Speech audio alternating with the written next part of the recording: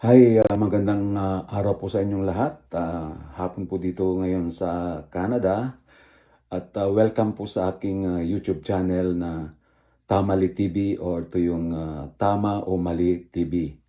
Ito po ay bago lang po ako at ang description po ng aking channel ay susuriin natin yung mga politiko kung sila ba ay mga tama o mali yung mga gawain nila o yung mga pinapahayag nila. So ito po ang Tamali TV or Tama o Mali TV. Please like, share, and subscribe po. Ang pag-usapan po natin ngayon ay tungkol po sa impeachment proceedings ni Sara Duterte. Kasi po ay ang guest nila kanina ay si former Senator Trillanes. Isa po siyang tagapagsalita po. Siya po ay nagpahayag ng kanyang sworn affidavit. So,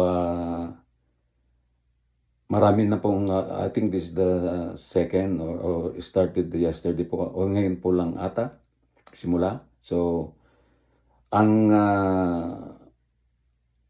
gusto ko po lang pong pag-usapan ngayon ay yung manifestation po ni Congressman Abante tungkol po sa yaman at tapang ng mga Duterte. Doon po kasi sa affidavit ni Trillanes, doon na pinakita or pinaliwanag yung mga nakaw na yaman or ill-gotten or hidden wealth ng mga Duterte na nakuha po ni former Senator Trillanes sa isang nangangalang Dimesa na dati ay insider o kasama sa Duterte. So doon po inilatag niya yung mga bank account records ng mga Duterte, especially kay Sara at kay lahat ng pamilyang Duterte po doon ay may mga perang natanggap sa isang drug lord. At and so on and so forth po, at nandun din po yung AMLC, yung Anti-Money Laundering Council po, at lahat po naman ng mga pinakita ni Senator Trillanes ay sinanggunian or pinagtibay ng AMLAC na totoo yung mga transaction sa bank records ng Anti-Money Laundering Council. So, nagkaroon nga po ng interview pagkatapos doon sa Kongreso ay na-interview po si Senator Trillanes. Yun nga po, natutuwa siya at siya ay lahat ng mga pinagsasabi niya noon pamang 2016 ay totoo. Nalungkot lamang siya at maraming mga nabudol noon ang mga Duterte dahil hindi nga naniniwala kay Senator Trillanes noon. So, pero yung kagaya ng nasabi ko kanina, ang tumatak sa akin ay yung manifestation po ni Congressman Abante na sinasabi niya doon na yung yaman ng Duterte ay talagang galing sa illegal or hidden wealth na hindi lamang sa mga confidential funds nanggaling ang mga pera, kundi mismo po sa mga drug lords. Mayroon po silang yung tinatawag ni Senator Trillanes na dividendo. Kasi nga, there's a pattern na every 6 months, milyon-milyones ang pupunta o nakukuha ng mga Duterte. Lalong-lalo na yung joint account ni Sara sa kanyang asawa, joint account ni Sara kay dating Rodrigo Duterte. So kasi nga, di ba, noon ay sinasabi nilang mahirap lamang mga Duterte, simple lamang silang mamuhay, at may mga video na yung bahay nila ay talaga namang mahirap ang ang kanilang katayuan sa buhay. Pero kumbaga may computation nga yung isang akbayan na representative ba yun, si Sendanya, na ang net halos ay more than 2 billion pesos na kung saan ay hindi po naayon sa kanyang salin na 88 million lamang. Pero yung bilyones, so di na natin alam kung nasaan yon. So that's a hidden wealth or ill-gotten wealth. So yun. At yung tapang ng mga Duterte, sabi nga ni Congressman Abante, ay tapang lang sa mga mahihirap. Di ba si Sara noon ay meron siyang sinapak o sinuntok na mahirap na isang sheriff lamang. Pero sa totoo ay hindi natin alam kung ito ba'y mga talagang makamahirap, dahil isang mahirap yung sheriff sinuntok. Tapos yung drug lord na campaign ni Duterte ay mga yung tinatawag nating extrajudicial killings ay para sa mga mahirap lang naman. Di ba? Sa sadyang itong mga Duterte, itong pamilyang Duterte ay matatapang talaga sa mga mahirap lamang. Pinahirapan nila mga mahirap at matapang sila dahil nasa pwesto pa sila noon. Matapang sila dahil mayroon silang DDS o yung tinatawag nating Davao Death Squad. Ganyan naman po talaga ang mga politiko dyan sa Pilipinas. Matatapang sila dahil mga nasabi ko na sa isang video ko sa isang channel na Thinking Pinoy Purse. Meron din po akong YouTube channel na Thinking Pinoy Purse. Please visit that and like, share, and subscribe po yung Thinking Pinoy Purse. Maliban po dito sa Tama o Mali TV or Tamali TV. So doon ay sinasabi nating talagang itong mga Duterte ay nagtatapang-tapangan dahil may DDS sila, yung death squad or yung nasabi kong mga karamihan ng mga politiko, lalong-lalo na ng mga 1960s, 70s, 80s, 90s. Hindi ko alam kung ngayon ay ang mga politiko po ay mayroong tinatawag nating 3 Gs. Goons, guns, and gold. May pera sila, may kapangyarihan sila, merong silang mga hired killers or yung mga bodyguard. Yan po dahil nag-uutos lamang sila kaya pumapatay sila. Pumapatay sila mga sa mga hirap o lalong-lalo na sa mga kalaban nila or sa mga mayroong atraso sa kanila. Ganyan ang mga gawain noon. At mayroon pa rin dyan siguro yung mga gawain ng mga politikong yan. Dapat tanggalin na po yung mga ganyang politiko, yung may mga goons o yung mga bodyguard. Diyan lang po sa Pilipinas yung may mga politiko may bodyguard. Dito po sa Canada, Western countries po, wala pong mga bodyguard na yan. Ba't ka magkakaroon ng bodyguard? Protektan ka dahil sangkot ka sa kung ano-ano or may atraso ka? Dito po wala. Puntahan mo si mayor, puntahan mo yung MP or yung parang kung mga congressman dyan, pwede. Wala silang bodyguard, wala yung wangwang yung mga sasakyan nila. Wala, kaya third world countries pa rin tayo. Kahit mga ibang third world countries, wala namang ganyan mga bodyguard na yan, mga yan. Kaya hindi po tayo asenso kung mayroon tayong mga ganyang mga politiko, may yung mga goons or yung mga bodyguards. Dahil takot sila, ibig sabihin po, may masama silang ginawa, may masama silang binabalak na gawin, magnanakaw mayan, papatay man, ganyan po mga politiko. Karamihan. Pero siguro medyo nagbago na, pero marami pa rin ganyan mga politiko. May mga heart killer sila, may mga bodyguard sila talagang willing to die, maliban doon sa mga panatiko. So yun po yung manifestation na sabi nga si Duterte, bilyon-bilyon yung akusasyon sa kanya. Bakit hindi siya nagpapakita sa Kongreso? Samantalang kung mahirap yung imbestigan nila, aarestuhin na agad yan. Kaya yung ating hustisya dyan sa Pilipinas, para lang talaga sa mga mayayaman. Pero yung mahirap, kawawa. Milyones, bilyones pinag-uusapan dito, hindi harap sa Kongreso or walang balls, walang kepwek ba yan or na umarap sa Kongreso. Magpapa-interview ka, umarap ka. Kung talagang matapang kayo. Sabi nga ni Congressman Abante, matapang lang sa mga media. Kaya yung mga hustisya dyan sa Pilipinas para sa mahirap pa rin. Ay para sa mga mayaman lamang. Kaya nga yang jurisdiction, buti na lang, alam nyo naman po siguro yung news na si Digong.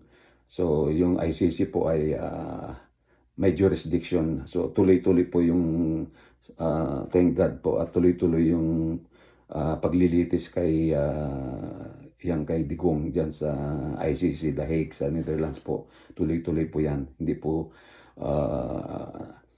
Hindi po nabigyan ng na sinasabing walang jurisdiction. So mayroon po, so tuloy-tuloy na po 'yan at sana lahat na ng mga Duterte ay hindi na po ninyo iboboto dyan sa Pilipinas po. Hindi lang yung mga Duterte, yung mga alalay nila, yung mga kanilang mga kapanalig po ay parehas. Naturukan na ng DNA ng mga Duterte. Kaya yun po yung ano pa ba yung tapang nila? Wala naman silang tapang sa China. Walang tapang sa WPS, sunod-sunuran lang sila. So nasan yung tapang nila? Matapang lang sila sa mga mahirap. Susuntukin nila yung mga gusto nilang suntukin. Yung mga AGKs, yung mga AGK nila ay yung drug nilang program na AGKs ay para sa mahirap. Mga pinatay lang mga libo-libo kaya nandun na sa dahig. Ang pinatay yung mga mahirap. Wala namang mga drug lord na mayroon natang mga kalaban. Kalaban ng mga kaibigan nila yan, si Sammy Oy, yung drug lord daw. Yung pala. So nagkamal sila ng limpak-limpak na salapi ang pamilya Duterte. Hindi lang pamilya Duterte yan, lahat ng mga kapanalig nila dyan. Hindi ba si Roque yan, tumakbo na. Puro walang buntot, puro talagang matatapang lang sa salita. Pero pag yung mayroon ng kaso or hindi umarap, ang Marcos po, sadyang iba, na-excel sila sa Hawaii, gusto nilang umuwi, sila pa yung gustong umuwi sa Pilipinas para harapin yung mga kaso. Samantalang itong mga iba ay tumatakbo. Sila, Marcos, iba talaga ang Marcos. Ayaw nila dito sa litisin noon dito sa Pilipinas, kaya nilitis sa New York, libu-libong kaso, talagang hindi sila natinag. Pumunta sila doon sa hukuman. Nanalo sila halos. Hindi ko alam, pero search nyo sa YouTube or sa amang search engine, yan, absuelto ang Marcos at hindi nila tinakbuhan yung kanyang ilang mga kaso. Hindi katulad yung mga Duterte nagtatago mga ito. Kaya itong lahat ng Duterte, yung Paulo boxing yan, Portragis na yan, Duterte na yan, kahit itong matanda ko, so makipag-boxing din ako. Tagin mo naman yung mas bata naman sa akin si General Torre, pero tinakbuhan. Tapos naghahamon ulit. Kay Madriaga ba yun? Yun ano ni Madriaga, okay. Kahit nga yung isang, sino ba yun, si Bello ba yun? Matanda na yun. Hinamon niya, barilan ba or suntukan. Pumunta sa Luneta yun. Wala namang nagpakitang Duterte. Kasi nga, kung sila lang, wala silang bodyguard, wala silang death squad, walang bayagmang yan. Sabi nga, yung mismo nga mga nagsabi na mga bakla itong mga lalaki, kaya si Inday ang kanyang ginugrom na maging presidente dahil tomboy, wala namang kaso dyan. Pero siguro yung mukhang medyo matapang. Tignan mo naman, matapang din naman sa salita. Dahil papatay mo ba naman yung, presidente, yung first lady, yung speaker, gusto niyang ipapatay kung siya'y mamamatay. So, matapang naman sa magsalita. Sa salita lang naman dahil may inutusan na siya, eh. So hindi siya yung gagawa, yung talagang matapang, ikaw yung gagawa. Parang yung si Apo Lakay nun, 'di ba? Yung mayroong kaso na yung nalundasan ba yun, yung binaril daw niya, kung totoo man o hindi pero hindi lang yung, matapang yun, siya pa mismo yung nagdepensa sa sarili niya. Oh, dinipensa sa sarili niya, hindi siya tumakbo sa bundok, sa Ilocos may mga bundok naman dun, puwede siyang tumakbo yun, puwede. Di katulad ni Kiko Buloy kung saan-saan. Itong mga Duterte, itong mga hinayupak ng mga kasamaan niya, mga naturukan na ng DNA ng Duterte. Matapang yung mga, di ba, sa Benguet or sa mga mountain province, may atapang atao.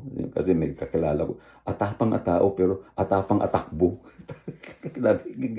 Atapang atao mo, matapang na tao pero at matapang atakbo, so tatakbo, alak ng putragis ng mga batang mga Duterte. Kaya yun po, so tuloy-tuloy po yung impeachment proceedings, marami pang mga dokumentong affidavit na ipepresenta ng mga iba-ibang tao, iba-ibang institution po. So yun nga lang po yung na medyo dun lang ako humanga dun sa manifestation ni Congressman Abante na sabi yung yaman, yung yaman ng mga Duterte na sila'y mahirap, hindi po totoo. Yung matapang sila, hindi po totoo dahil hanggang salita lang. Dahil kung matapang ka talaga, pumunta ka dito sa Kongreso. Ipaliwanag mo na ang mga salaysay o affidavit at kumpirmasyon ng AMLAC ay mali. Yun lang naman, sabi mo mali yan, hindi yan daw, mayroon akong dokumento, di ba, gano'n. Gano'n lang naman kasimple. Pero nasaan siya? Ang sabi nga ni, Kong, Luis Troy, ang pinagtuunan pa ng pansin ni Sara na kontrahin ay yung kanyang, college sa ano ba yan, yung college, yung grado niya sa college imbes na yung mga ill-gotten wealth, confidential fund, yung mga pera na ninakaw or funds, hindi, iba.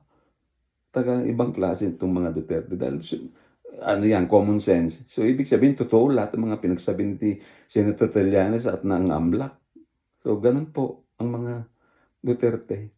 So iboboto niyo pa ba? Tama ba na iboto pa sila? Mali ba yung mga pinagsabi noon ni, Senator Trillanes? Tama.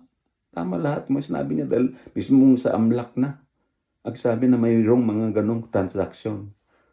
So, tamang-tama itong aking channel nga, Tamali TV, tama o mali. So,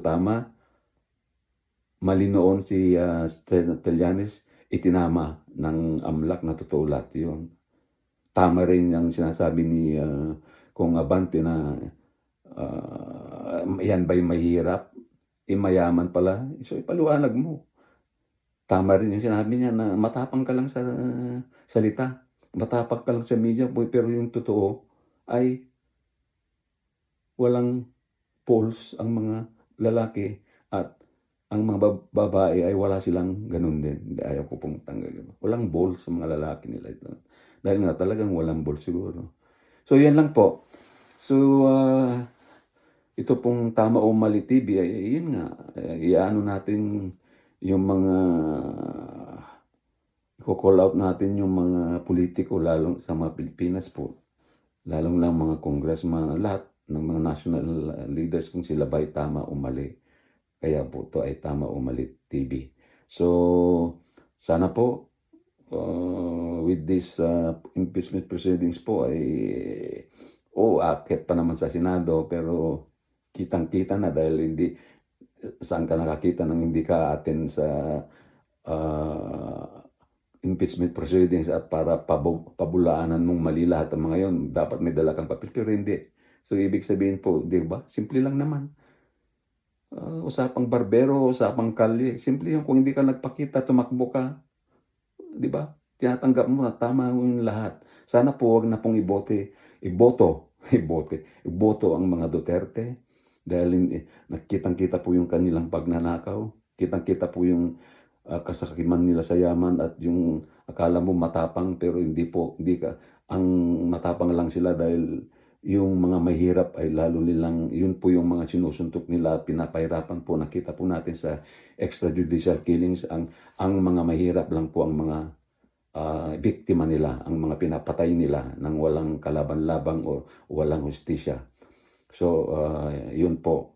At tuloy-tuloy lang po manood sa impeachment proceedings po ni Sara Duterte. Sana po wag nang iboto yan sa 2028. Pati ang mga kapanalig nila. Dahil po ang mga kapanalig nila naturukan na po ng DNA o dugo ng mga Duterte. Ipag mga yan po ay mga traidor, ipag sa WPS po lang po ay wala man lang nagsalita yung mga Duterte na yan. Pinahirapan na lahat ng mga sundalo natin sa WPS ay ang China pa ang kanilang pinoprotektahan po. So sana po mamulat na po tayong lahat, lalong lahat nung na yung mga kabataan pa, yung pwede, yung sabi nga ni Senator Trillanes, hindi na po yung mga kulto ng hindi na po yung mga kulto ng Duterte, sadyang mahirap na pong baguhin yan. Pero yung pong mga iba dyan, sana ay tutukan yung impeachment proceeding at kayo po ang humusga na kung kailangan pa bang iboto ang mga Duterte at ang mga kapanalig nila. Inuulit ko po,